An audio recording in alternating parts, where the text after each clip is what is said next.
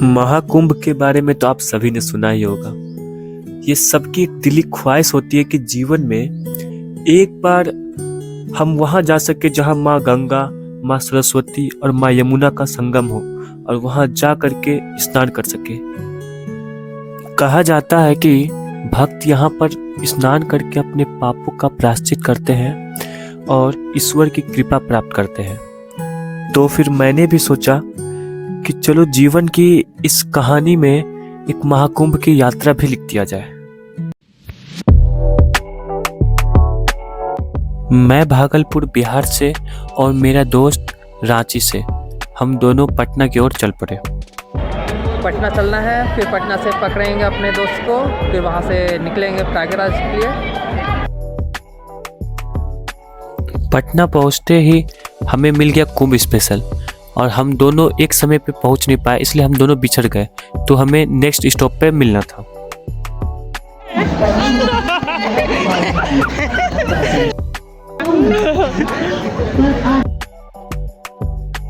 Train में बैठे बैठे हम दोनों और सभी पैसेंजर बोर हो रहे थे, तो हमें कुछ नया दोस्त मिला और हम लोग कुछ मनोरंजन के लिए इंतजाम किया। ये पटना से प्रयागराज जाने की जो स्पेशल ट्रेन है कुंभ की, उसकी एक कंडीशन है, हम लोग यहाँ नीचे बैठे हुए हैं।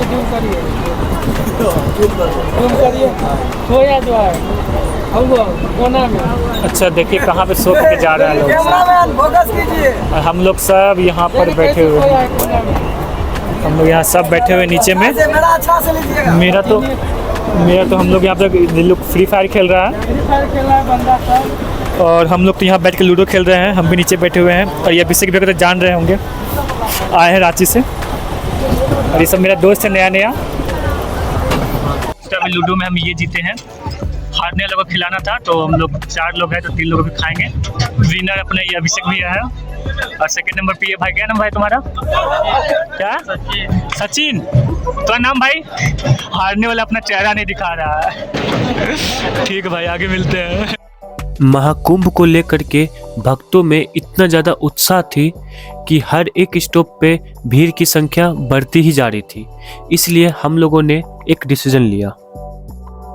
हाँ तो दोस्तों, ट्रेन में बहुत ज़्यादा भीड़ होने के कारण हम लोग पंडित दीनदयाल में उतर गए हैं। अब यहाँ से हम लोग ऑटो पकड़ के बनारस जाएंगे और फिर बनारस से बस पकड़ के फिर प्रयागराज जाएंगे।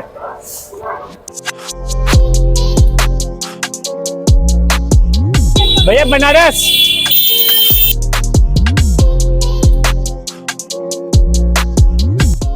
बस में भक्तों की भीड़ को देखते हुए हम लोगों ने सोचा कि पहले चाय पीते हैं, मूड फ्रेश करते हैं, उसके बाद फिर प्रयागराज के लिए निकलते हैं।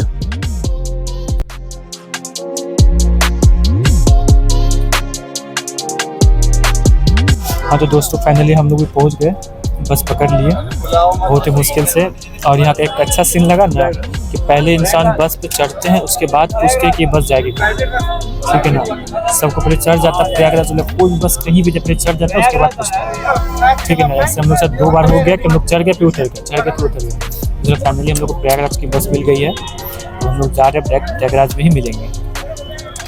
हम लोगों ने सोचा कि आराम से सो जाते हैं, क्योंकि अगले दिन बहुत ही जगह हम लोग को दर्शन करने जाना था, पर हमारी किस्मत में तो कुछ और ही लिखा था।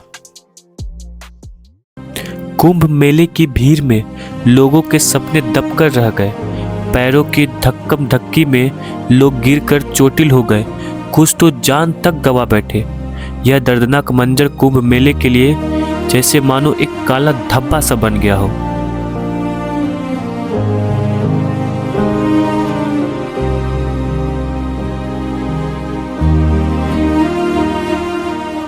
दोस्तों कुंभ का मेला में भगदड़ मच जाने के कारण यहाँ पे एक बैरिकेड लगा दिया गया है, जिसके कारण से हमारी बस आगे नहीं जा पा रही है।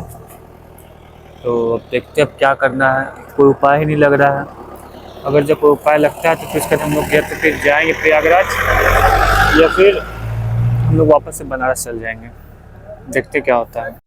आज का डेट था 29 तारीख और ये दिन शुभ था, इसीलिए हम लोगों ने सोचा कि आज तो स्नान करना ही करना है। इसलिए हम लोग को ऑटो पकड़ के थोड़ा डिस्टेंस ट्रैवल करना चाहिए और प्रयागराज पहुंचना चाहिए।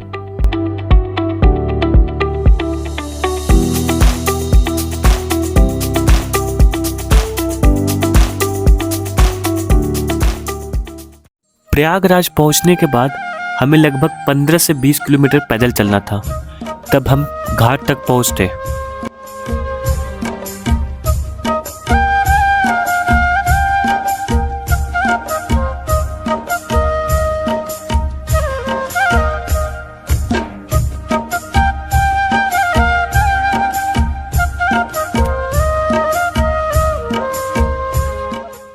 पंद्रह किलोमीटर की रास्ता को तय करके हम लोग संगम घाट पहुँचे, पर जब हम वहाँ पहुँचे तो हमें पता चला कि वहाँ का गेट को बंद कर दिया गया है घटना के कारण। तो इसीलिए हमें पास के गंगा रिवर में स्नान करना था।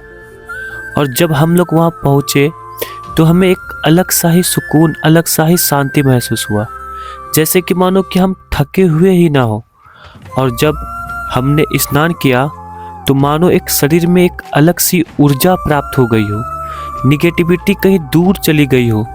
इस गंगा माँ के आशीर्वाद से मेरे माइंड में सिर्फ पॉजिटिव ही पॉजिटिव थिंकिंग आ रही थी और मेरे सारे दुख दर्द कहीं जैसे खो गए हो।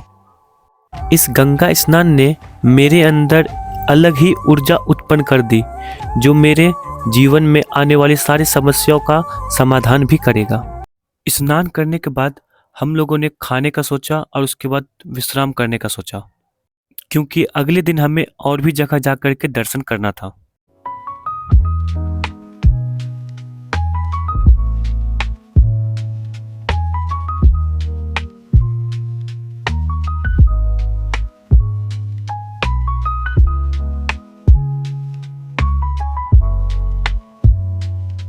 हाँ तो दोस्तों, आज का हमारा जो भी था शेड्यूल वो ख़त्म हो गया। अब कोशिश करेंगे कल घूमने का। आज बहुत ज़्यादा थक गए हैं, बहुत ज़्यादा जर्नी कर लिए थे, इसलिए ज़्यादा थकावट लग रहा था, तो हम लोग बस यहाँ विश्राम करने के लिए ठहरे हैं।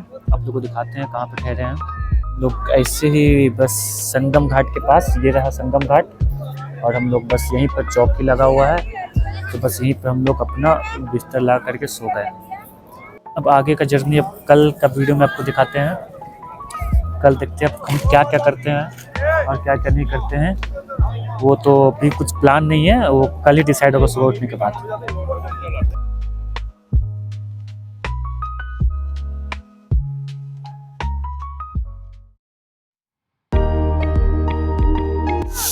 नमस्कार दोस्तों, सुबह हो गई है, लगभग 4 बजने वाला है। और अब जैसे कि आप देख सकते हैं यहाँ पर श्रद्धालु लोग आ चुके हैं, काफ़ी मात्रा में भीड़ बढ़ गई है। अब हम लोग भी फ्रेश होंगे और फिर आज का जर्नी के लिए निकलेंगे। देखते आज कहाँ जाते हैं और क्या क्या आपको दिखाते हैं।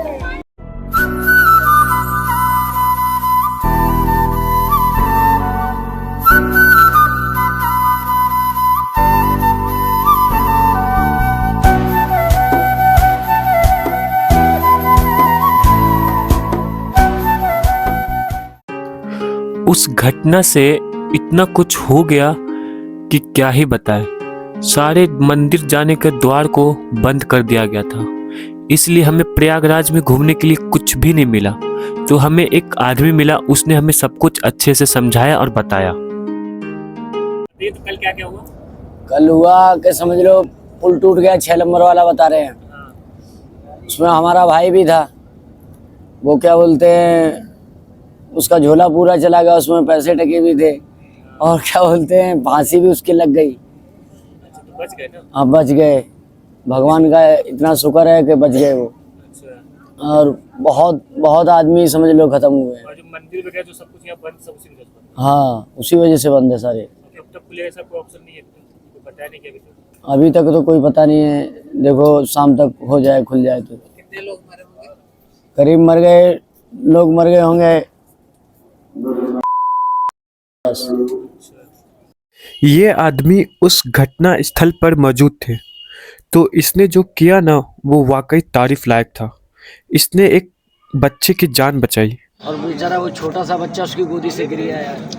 ओह, यार अब बच्चा कुछ हो गया क्या? अरे मैंने उठा लिया, उस झोले के ऊपर मैंने बैठा लिया। वाह, बहुत अच्छा, बहुत अच्छा। भगवान करेगा सो भगवान सब यही सब देखते ही है। उठा लिया मैंने, दीदी घबराना मत, बच्चा उठा लिया, टेंशन मत, पुल के नीचे फिर जाके है नहीं, क्या बोलते पुल क्रॉस करते ही ऐसे कट है, कहती अब तुम कोने में आराम से थोड़ा आराम कर लो। तुम्हें थोड़ी उलझन सी होने लगी है। और में बच्चा गिर जाएगा तो और हदस बहुत बढ़िया जाता है। काम किया प्रभु आप। हाँ हाँ, ऐसे काम करो। एकदम भगवान का रूप। हाँ भगवान को बच्चे को उसके लिए तो आप भगवान के रूप ही रहेंगे ना। प्रयागराज में रुकने से तो अब कोई फायदा नहीं था, इसलिए हम लोगों ने सोचा चलो बनारस चलते हैं और गंगा आरती में शामिल होते हैं।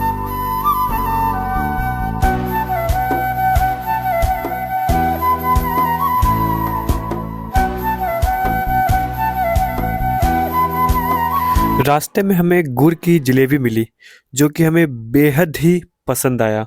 आप लोग भी आए तो ज़रूर खाएं। हाँ तो दोस्तों, फाइनली हम बस स्टैंड तो आ गए। वहाँ से लगभग हम लोग को आने में लग गया 3 से 4 घंटा लग गया। लगभग 20 से 25 किलोमीटर पैदल चलना पड़ा।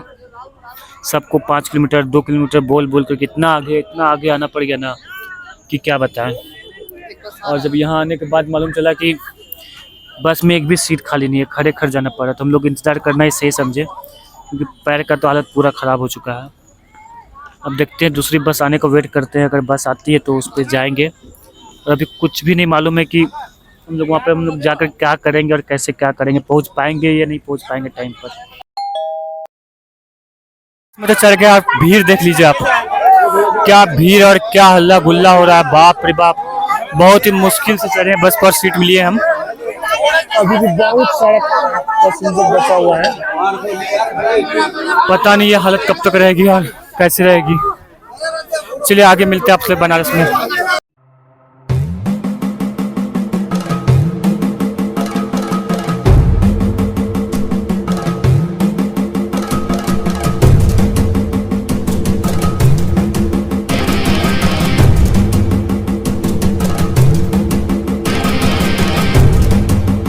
हाँ तो दोस्तों, फाइनली हम लोग वाराणसी आ गए हैं। हम लोग गंगा घाट जा रहे हैं आरती के लिए। बहुत लेट कर दिया हमारा बस ट्रैफिक के कारण। तो हम लोग फ्रेश तो हुए नहीं, खाए पिए तो है नहीं। अब आरती के बाद ही लोग खाना खाएंगे। चलिए दिखाते हैं आपको, आरती का दर्शन करवाते हैं।